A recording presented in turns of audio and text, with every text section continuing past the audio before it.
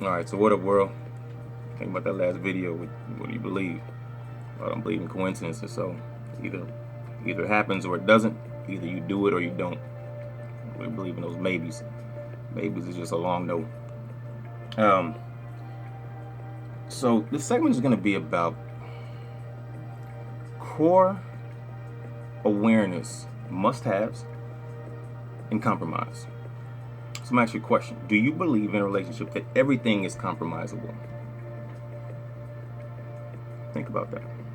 That everything in a relationship that you guys can come together, can compromise on it, and the relationship be better for it. And I mean everything.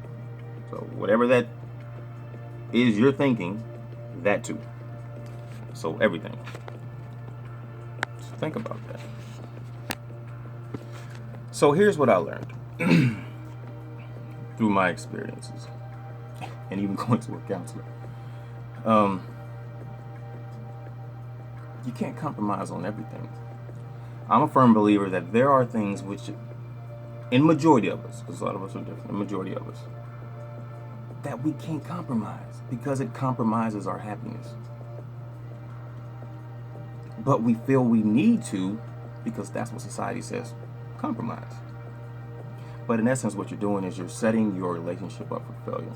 So I have three things that I must have, right?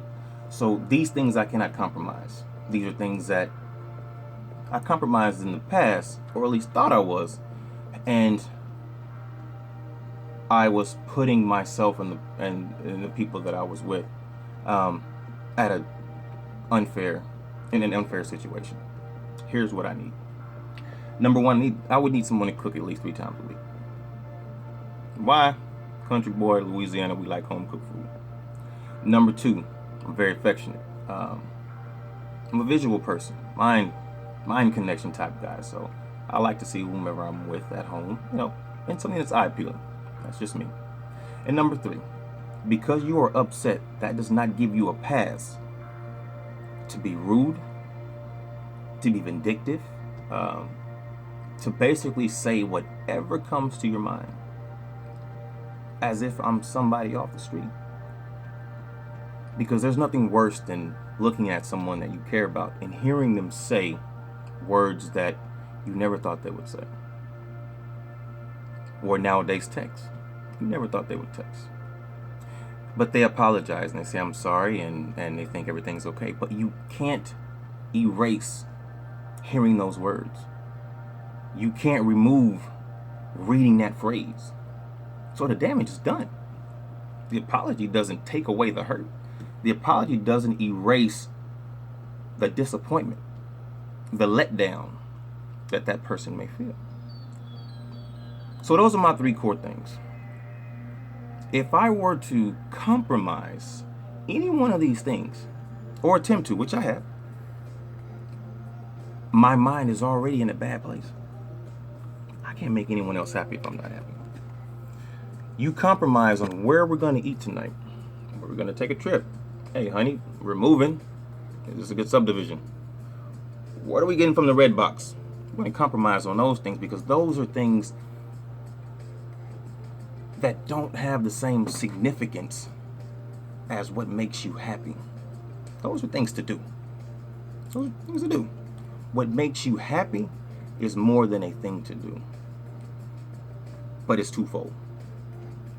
So not only have to be aware of yourself and what your core happiness must-haves are, but you must be willing to have the same passion that you have for making yourself happy with those core happinesses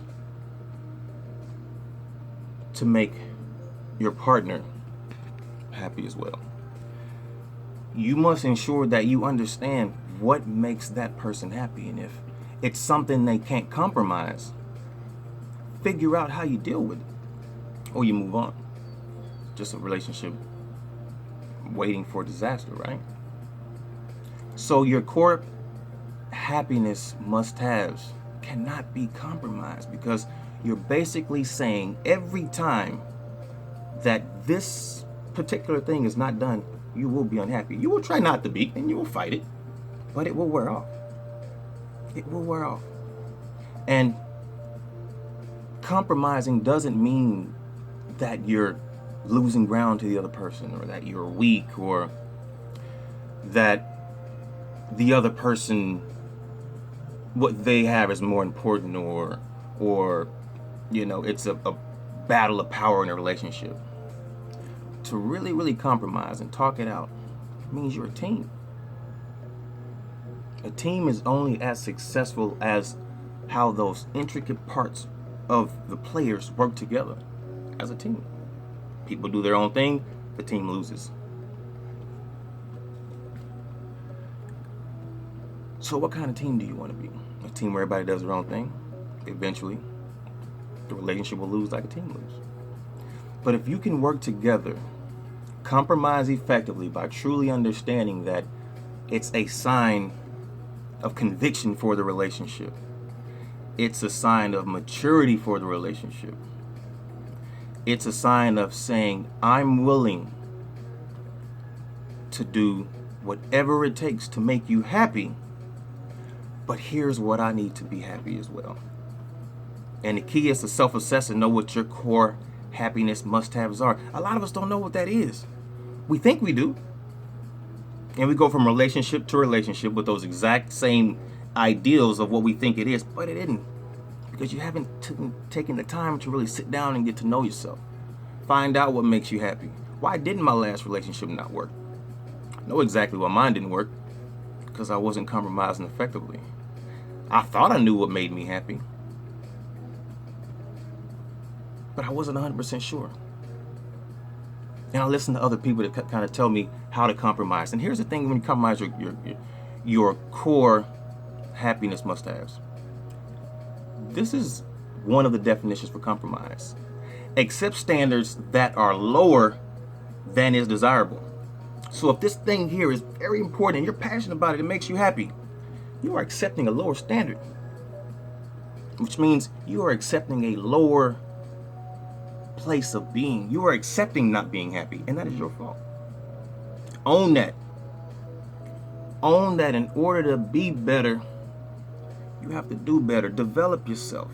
Listen to positive people. Surround your people with people that are striving to learn more, that are not just taking what someone else says because of a title, but the knowledge of that person doesn't match.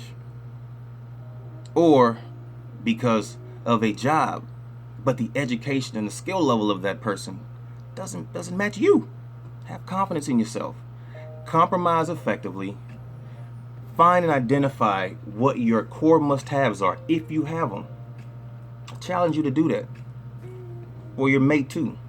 If you guys can find a way to accept and understand what those core must-haves are and dedicate yourself to doing those things the way the other person asks for them, your relationship will be a lot better.